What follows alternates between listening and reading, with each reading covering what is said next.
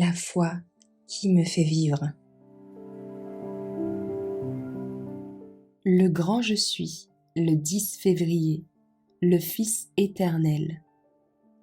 Dieu dit à Moïse, « Je suis ce que je suis. » Et il ajouta, « Tu diras ainsi aux enfants d'Israël, « Je suis m'a envoyé vers vous. » Exode 3, verset 14. En Christ se trouve la vie, originelle, non empruntée, non dérivée, celui qui a le Fils a la vie. 1 Jean 5, verset 12. La divinité du Christ est l'assurance de la vie éternelle pour le croyant. Toute la communion entre le ciel et la race déchue s'est faite par le Christ. C'est le Fils de Dieu qui a donné à nos premiers parents la promesse de la rédemption. C'est lui qui s'est révélé aux patriarches. Adam a compris l'Évangile. Jésus était la lumière de son peuple, la lumière du monde. Avant de venir sur terre sous la forme de l'humanité, le premier rayon de lumière qui a percé les ténèbres dans lesquelles le péché avait enveloppé le monde est venu du Christ. Et c'est de lui que sont venus tous les rayons de lumière du ciel qui sont tombés sur les habitants de la terre.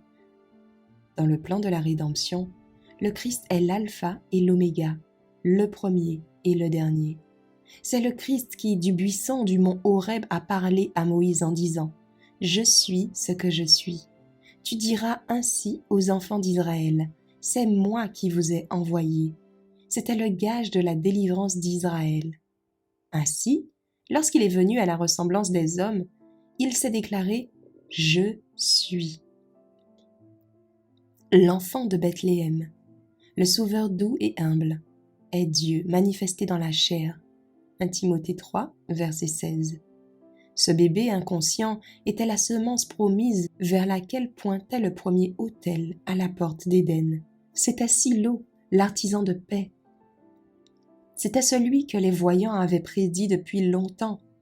Il était le désir de toutes les nations, la racine et la descendance de David, l'étoile brillante du matin.